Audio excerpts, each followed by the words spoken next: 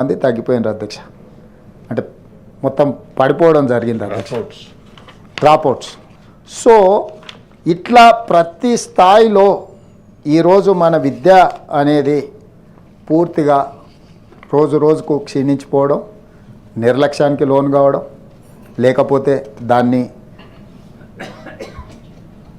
ఆధునీకరించడానికో లేకపోతే దాన్ని మనం బాగు చేయడానికో చేస్తున్న ప్రయత్నాలు ఏం పెద్దగా ఆశాజనకంగా కనిపించడం లేదు అధ్యక్ష. ప్రయత్నాలు చేసిందా చేయలేదా అనే విశ్లేషణ కంటే వాటి వల్ల వచ్చిన ఫలితాలు మాత్రం ఆశాజనకంగా లేవు అధ్యక్ష. నేను ఏ ఒక్కరి మీదనో ఆరోపణలు చేసి గత ప్రభుత్వాల మీద నెట్టేసి మా ప్రభుత్వం బాధ్యత నుంచి మేము తప్పించుకోవాలని మేము అనుకోవడం లేదు అధ్యక్ష. అదేవిధంగా రిక్రూట్మెంట్కి వస్తే 2017లో ఒక రిక్రూట్మెంట్ చేసి 8792 మంది టీచర్లను రిక్రూట్ చేస్తే నేను రాగానే ఈ రిక్రూట్మెంట్స్ ఇమ్మీడియట్గా చేయాలా అని చెప్పి డిఎస్సి నోటిఫికేషన్ ఇచ్చి 55 రోజుల్లోనే పరీక్షలు నిర్వహించి దాదాపుగా 11,063 మంది టీచర్ రిక్రూట్మెంట్ చేసినాం. అందులో కొద్దిమంది జాయిన్ కానట్టున్నారు. 10,000+ టీచర్స్ మేము రిక్రూట్ చేసినాం అధ్యక్ష.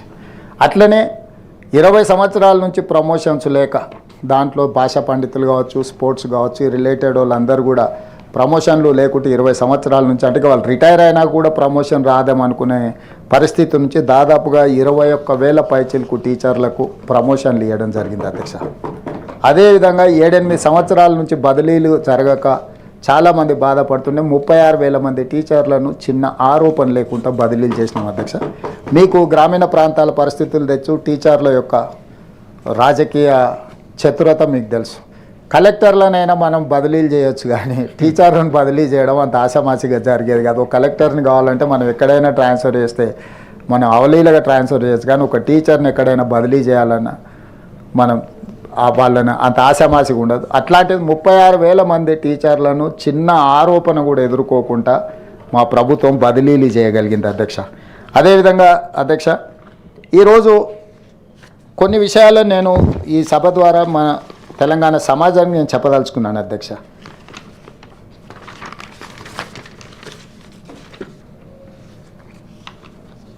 మన దగ్గర తెలంగాణ రాష్ట్రంలో సబ్జెక్ట్ టు కరెక్షన్ నాకున్న సమాచారం మేరకు number of government and local body schools 26,106. Number of students 16,86,343 మంది విద్యార్థులు ఉన్నారు. మన స్కూల్ ఎడ్యుకేషన్ బడ్జెట్ మనం పెట్టుకున్నది 19,341 కోట్ల రూపాయలు అధ్యక్ష. చైర్మన్ సార్, ఒక్క స్టూడెంట్ మీద యావరేజ్గా 1,08,000 రూపాయలు ప్రభుత్వంలో చదువుకుంటున్న విద్యార్థి మీద మనం ఖర్చు పెడుతున్నాం అధ్యక్ష. నేను మళ్ళీ ఒకసారి చెప్పదలుచుకున్నా, గవర్నమెంట్లో లోకల్ బాడీ స్కూల్స్ 26,106 పాఠశాలలు ఉంటే అందులో చదువుకుంటున్న విద్యార్థులు 16,86,343 మంది ఉంటే ఆ స్కూల్ ఎడ్యుకేషన్ బడ్జెట్ 19,341 రూపాయలు మనం ఖర్చు పెడితే ఒక్క స్టూడెంట్ మీద 1,08,000 రూపాయలు మనం ఖర్చు పెడుతున్నాం అధ్యక్ష. అదేవిధంగా రెసిడెన్షియల్ స్కూల్స్లో 1,023 స్కూల్స్ ఉంటే 6 లక్షల మంది, అప్రాక్సిమేట్గా 6 లక్షల మంది విద్యార్థులు ఉంటే ఒక్క స్టూడెంట్ మీద 96,000 రూపాయలు ఖర్చు పెడుతున్నాం అధ్యక్ష.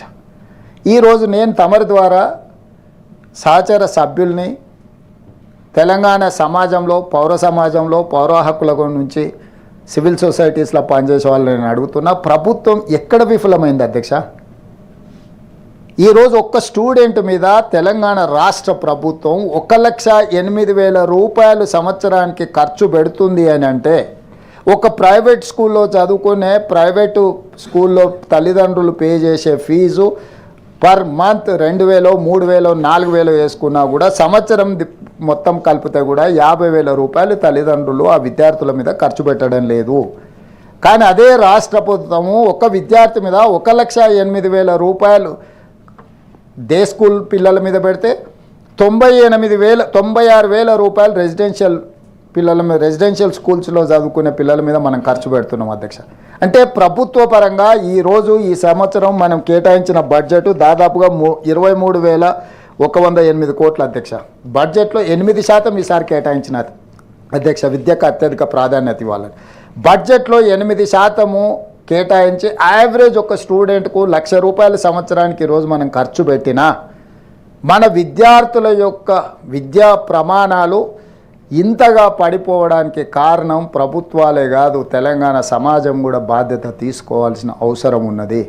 దీన్ని లోతుగా విశ్లేషించి దీని మీద సమూలమైన మార్పులు తీసుకురావడానికి అవసరమైన ప్రక్షాళన చేయాల్సిన బాధ్యత మన అందరి మీద ఉన్నది.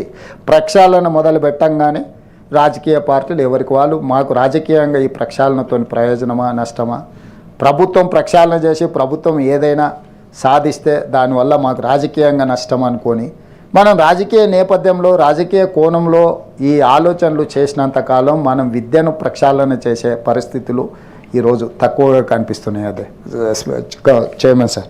అదేవిధంగా సార్, నేను వచ్చిన తర్వాత స్కిల్ ప్రతి సంవత్సరం కారణం ఏదైనా ఉండొచ్చు, ఇంజనీరింగ్ గ్రాడ్యుయేట్స్ ఆల్మోస్ట్ 1,10,000 మంది, 1,09,000, 1,10,000 మంది ప్రతి సంవత్సరం ఇంజనీరింగ్ గ్రాడ్యుయేట్స్ బయటకు వస్తున్నారు. ఆ ఇంజనీరింగ్ గ్రాడ్యుయేట్స్ తల్లిదండ్రులు తమరికి కానీ ఇక్కడ సభలో ఉండి చాలామంది సభ్యులు కానీ ఇంతకుముందు మిత్రుడు భానుప్రకాష్ రావు గారు చెప్పారు, మా దగ్గరకు వచ్చిన వాళ్ళని ఇంటర్వ్యూలు చేస్తే పరిస్థితి ఎట్లుంది అనే దాంట్లో నేను కూడా నా దగ్గరకు వాళ్ళ తల్లిదండ్రులు వచ్చాయా మా పిల్లగాడు ఇంజనీరింగ్ చదువుకున్నాడు ఉద్యోగం ఇప్పించు అని. ఐటీ కంపెనీలు ఇప్పుడు నువ్వు చెప్తే వింటారని వాళ్ళు ఐటీ కంపెనీల సంగతి దేవుడు ఎరుగు. సివిల్ ఇంజనీరింగ్ ఇతరు చేసిన వాళ్ళని చూస్తే 15,000 ఇచ్చినా పని చేస్తామంటారు. అరే ఇంజనీరింగ్